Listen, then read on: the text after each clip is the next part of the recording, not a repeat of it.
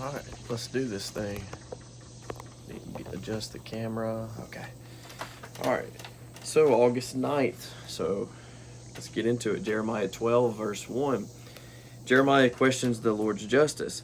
Righteous are you, O Lord, when I plead with you, yet let me talk with you about your judgments. Why does the way of the wicked prosper? Why are those happy who deal so treacherously? You have planted them, yes, they have taken root. They grow, yes, they bear fruit. You are near in their mouth, but far from their mind. But you, O Lord, know me. You have seen me, and you have tested my heart toward you. Pull them out like sheep for the slaughter, and prepare them for the day of slaughter. How long will the land mourn, and the herbs of every field wither? The beasts and birds are consumed for the wickedness of those who dwell there, because they said, he will not see our final end. If you have run with the footmen, and they have wearied you, then how can you contend with horses? And if in the land of peace in which you trusted they wearied you, then how will you do in the floodplain of the Jordan? For even in your brothers for even your brothers, the house of your father, even they have dealt treacherously with you. Yes, they have called a multitude after you. Do not believe them, even though they speak smooth words to you. I have forsaken my house, I have left my heritage. I have given the dearly beloved of my soul into the hand of her enemies. My heritage is to me like a lion in the forest. It cries out against me. Therefore I have hated it. My heritage is to me like a speckled vulture. The vultures are all around her against her. Come assemble all the beasts of the field and bring them to devour. Many rulers have destroyed my vineyard. They have trodden my portion underfoot. They have made my pleasant portion a desolate wilderness. They have made it desolate. Desolate it reborns to me. The whole land is made desolate because no one takes it to heart. The plunderers have come on all the desolate heights in the wilderness. For the sword of the Lord shall devour from one end of the land to the other end of the land. No flesh shall have peace. They have sown wheat but reap thorns. They have put themselves to pain but do not profit. But be ashamed of your harvest because of the fierce anger of the Lord. What time is it? We're good. Thus says the Lord against all my evil neighbors who touch the inheritance which I have caused my people Israel to inherit. Behold, I will pluck them out of their land and pluck them out of the house of Judah from among them. Then it shall be after I have plucked them out that I will return and have compassion on them and bring them back, everyone to his heritage and everyone to his land. And it shall be if they will return carefully the ways of my people to swear by my name, as the Lord lives, as they taught my people to swear by Baal, then they shall be established in the midst of my people. But if they do not obey, I will utterly pluck up and destroy that nation, says the Lord. Thus the Lord said to me, go and get yourself a linen sash and put it around your waist, but do not put it in water. I got a sash according to the word of the Lord and put it around my waist. And the word of the Lord came to me the second time, saying, take the sash that you required, which is around your waist, and arise, go to the Euphrates, and hide it there in a hole in the rock. So I went and hid it by the Euphrates, as the Lord commanded me. Now it came to pass after many days that the Lord said to me, arise, go to the Euphrates, and take from there the sash which I commanded you to hide there. Then I went to the Euphrates and dug, and I took the sash from the place where I had hidden it, and there was the sash ruined. It was profitable for nothing.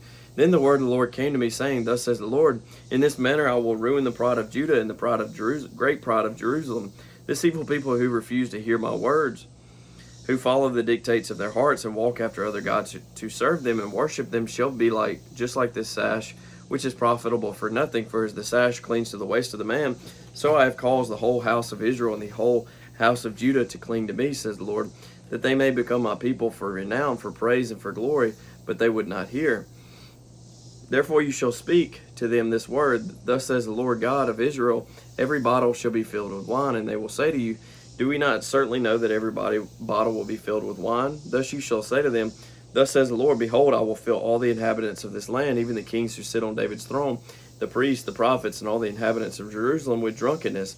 And I will dash them one against another, even the fathers and the sons together, says the Lord. I will not pity nor spare nor have mercy, but I will destroy them. Hearing and give ear, do not be proud, for the Lord has spoken. Give glory to the Lord your God, because he causes darkness and before your feet stumble on the dark mountains, and while you are looking for light, he turns it into the shadow of death and makes it dense darkness. But if you will not hear it, my soul will weep in secret for your pride. My eyes will weep bitterly and run down with tears, because the Lord's flock has been taken captive. Say to the king and to the queen mother, humble yourselves, sit down, for your rule shall collapse, the crown of your glory. The cities of the south shall be shut up, and no one shall open them. Judah shall be carried away captive, all of it shall be wholly carried away captive. Lift up your eyes and see those who come from the north. Where is the flock that was given to you, your beautiful sheep? What will you say when he punishes you? For you have taught them to be chieftains, to be head over you. Will not pain seize you like a woman in labor? And if you say in your heart, why have these things come upon me? For the greatness of your iniquity, your skirts have been uncovered, your heels made bare. Can the Ethiopian change his skin, or the leopard its spots? Then may you also do good, who are accustomed to do evil. Therefore I will scatter them like stubble that passes away by the wind of the wilderness. This is your lot, the portion of your measures from me, says the Lord, because you have forgotten me and trusted in falsehood. Therefore I will uncover your skirts over your face, that your shame may appear. I have seen your adulteries and your lustful neighings, the lewdness of your harlotry, your abominations on the hills and the fields. Woe to you, O Jerusalem! Will you still not be made clean? 1 second. All right, so the word of the Lord that came to Jeremiah concerning the droughts. Judah mourns and her gates languish. They mourn for the land, and the cry of Jerusalem has gone up. Their nobles have sent their lads for water. They went to the cisterns and found no water. They returned with their vessels empty. They were ashamed and confounded and covered their heads, because the ground is parched. From there was no rain in the land. For there was no rain in the land. The plowmen were ashamed. They covered their heads. Yes, the deer also gave birth in the field, but left because there was no grass. And the wild donkeys stood in the desolate heights. They sniffed at the wind like jackals. Their eyes failed because there was no grass. O Lord, though your iniquities testify against us, do it for your name's sake, for our backslidings are many. We have sinned against you, O the hope of Israel, his Savior in time of trouble. Why should you be like a stranger in the land, and like a traveler who turns aside to tarry for a night? Why should you be like a man astonished, like a mighty one who cannot save? Yet you, O Lord, are in our midst, and we are called by your name. Do not leave us. Thus says the Lord to this people, thus they have loved to wander, they have not restrained their feet, therefore the Lord does not accept them. He will remember their iniquity now and punish their sins. All right. Then the Lord said to me, do not pray for this people, for their good. When they fast, I will not hear their cry, and when they offer burnt offering and grain offering, I will not accept them, but I will consume them by the sword, by the famine, and by the pestilence. Then I said, O Lord God, behold, the prophets say to them, you shall not see the sword, nor shall you have famine, but I will give you assured peace in this place. And the Lord said to me, the prophets prophesy lies in my name. I have not sent them, commanded them, nor spoken to them. They prophesy to you a false vision, divination, a worthless thing, in the deceit of their heart. Therefore, thus says the Lord concerning the prophets who prophesy in my name, whom I did not send, and who say sword and famine shall not be in this land. By sword and famine those prophets shall be consumed, and the people to whom they prophesy shall be cast out in the streets of Jerusalem because of the famine and the sword. They will have no one to bury them, not them nor their wives, their sons nor their daughters, for I will pour their wickedness on them. Therefore that you shall say this word to them, let my eyes flow with tears night and day, and let them not cease. For the virgin daughter of my people have been broken with a mighty stroke, with a severe blow. If I go out to the field, then behold, those slain with the sword. And if I enter the city, then behold, those sick from famine. Yes, both prophet and priest go about in a land they do not know. Have you utterly rejected Judah? Has your soul loathed Zion? Why have you stricken us so that there is no healing for us? We looked for peace, but there was no good, and for the time of healing, and there was trouble. We acknowledge, O Lord, our wickedness and the iniquity of our fathers, for we have sinned against you. Do not abhor us for your name's sake. Do not disgrace the throne of your glory. Remember, do not break your covenant with us. Are there any among the idols of the nations that can cause rain? Or can the heavens give showers? Are you not he, O Lord our God? Therefore we will wait for you, since you have made all these. Jeremiah 15:1. Then the Lord said to me, even if Moses and Samuel stood before me, my mind would not be favorable toward this people. Cast them out of my sight and let them go forth. And it shall be, if they say to you, where shall we go? Then you shall tell them, thus says the Lord, such as are for death to death, and such as are for the sword to the sword, such as are for the famine to the famine, and such as are for the captivity to the captivity. And I will appoint over them 4 forms of destruction, says the Lord.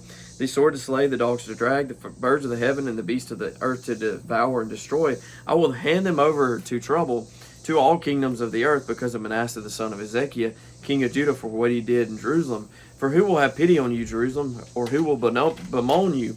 Or who will turn aside to ask how you are doing? You have forsaken me, says the Lord.